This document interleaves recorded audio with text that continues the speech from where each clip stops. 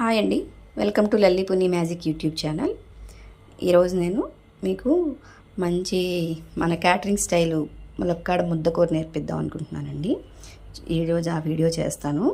అయితే ఇది చాలా సింపుల్ రెసిపీ, కానీ మీరు రోటీలోకి కానీ రైస్లోకి కానీ చిన్నపిల్లలు కూడా చాలా ఇష్టపడి తింటారండి. అండ్ ములక్కాడ ఇష్టం లేని వాళ్ళకి కూడా ములక్కాడ బాగా నచ్చుతుందండి. ఒకసారి ఈ రెసిపీ ఎలా ఉందో మీరు కూడా చూద్దరు కానీ రండి. ఇప్పుడు స్టవ్ మీద మనం ప్యాన్ పెట్టుకొని దాంట్లో ఆయిల్ వేసుకుందాం.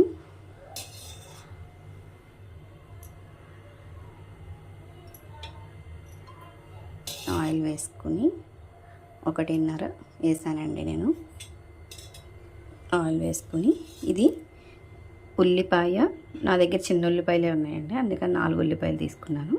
4 ఉల్లిపాయలు, కొంచెం జీడిపప్పు, ఒక 10 వరకు జీడిపప్పులు వేసుకొని గ్రైండ్ చేసుకున్న పేస్ట్ అండి ఇది. ఇప్పుడు ఈ పేస్ట్ని ఆయిల్ హీట్ అయ్యింది, అందులో వేసేసుకున్నాం.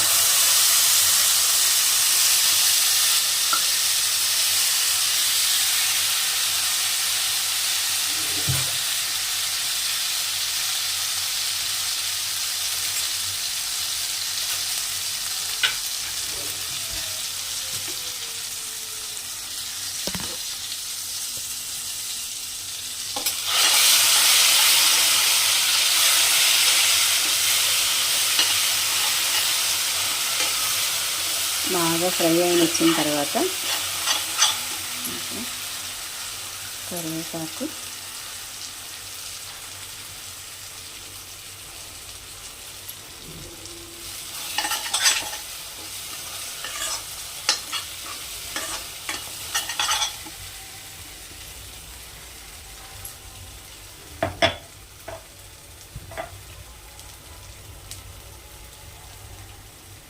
కరివేపాకు, అల్లం వెల్లుల్లి పేస్టు 1 స్పూన్ వేసానండి.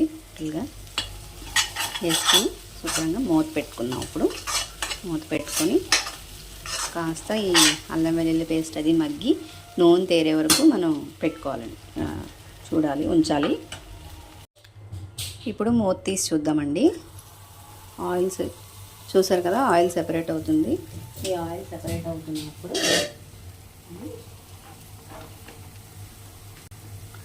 ఒక 4 పచ్చిమిర్చి వేసుకుంటున్నాను నేను. వేసుకొని ఒక్కసారి కలుపుకొని ఇంకా టమాటా, ఒక పెద్దవి 3 తీసుకున్నానండి. టమాటా వేసేసుకున్నాం.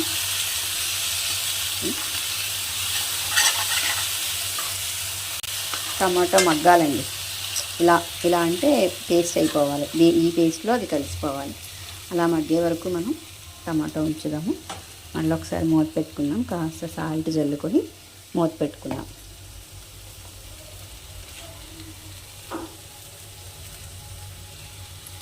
కొంచెం ఒక హాఫ్ స్పూను సాల్ట్ జల్లుకొని మనం మళ్ళీ యాస్టీజ్ లిడ్ పెట్టేసుకుందాం. టమాటా బాగా మ్యాష్ అవ్వాలండి, మ్యాష్ అయ్యే వరకు ఉంచుదాం.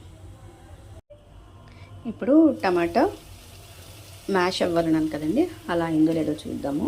నేనే ప్రజెంట్ అయితే నాకైతే బాగానే కనిపిస్తుంది. చూసారు కదా, మెత్తగా అయిపోతుంది టమాటా. అందుకే నేను చిన్న ముక్కలు కూడా పోసానండి. చూసారా ఎంత మెత్తగా అయిపోయిందో. ఇప్పుడు ఆయిల్ కూడా సెపరేట్ అవుతుంది మీరు చూస్తే.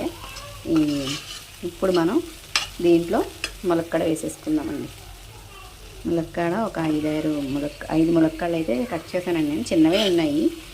ఊరి సైడ్ అయితే మంచి లాంగ్ ములక్కాడలు వస్తాయండి. ఇక్కడ చిన్నగానే వస్తున్నాయి మేమున్న ఏరియాలో. అందుకే ఇది 5 ములక్కాడలు అయినా సరే ఇంతే కనిపిస్తున్నాయి.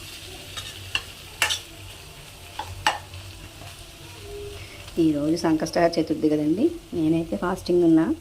ఈ కూర ఎలా ఉందో మా పిల్లలే టేస్ట్ చూసి చెప్పాలి. మా పిల్లలకైతే ములక్కాడ చాలా ఇష్టము, అందుకే నేను ఎక్కువ చేస్తూ ఉంటాను. రోటీస్లోకి అయితే ఈ కూర అదిరిపోద్దండి.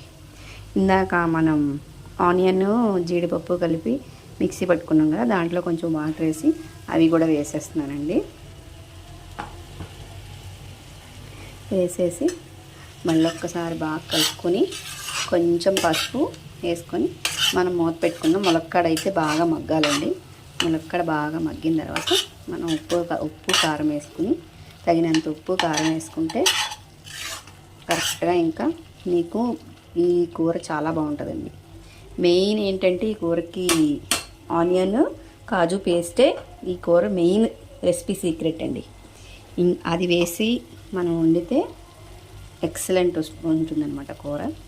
కొంచెం పసుపు వేసానండి, 1/2 టీ స్పూను పసుపు వేసి మళ్ళీ మనం యాసిటీస్ మూత పెట్టేసుకుందాం. ములక్కాడ అయితే బాగా మగ్గాలండి. ములక్కాడ మగ్గిందో లేదో చూద్దామండి.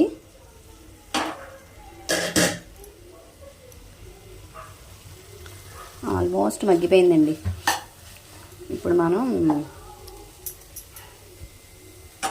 దీంట్లో పిల్లలు ఉంటే తక్కువ కారం తింటాను అంటే తక్కువ వేసుకోండి. నేనైతే ఈ ములక్కాళ్ళకి కూర తగ్గట్టు వేస్తున్నాను. ఈ స్పూన్తో 2 స్పూన్లు వేసానండి. చాలు, మా ఇంట్లో మేము కూడా ఎక్కువ తినము. ఇప్పుడు ఒక్కసారి కలిపేసుకుందాము కూర.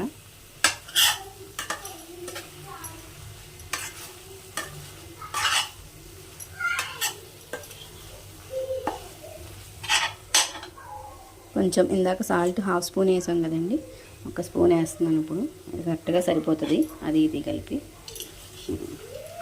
ఇంకొకసారి కలిపేసుకొని కాస్త కారం వేగితే కొంచెం వాటర్ వేసుకొని మనం ఈ కూర కొంచెం దగ్గరికి మగ్గించుకుంటే చాలా మంచి టేస్ట్ ఉంటుందండి కూర అయితే మాత్రం.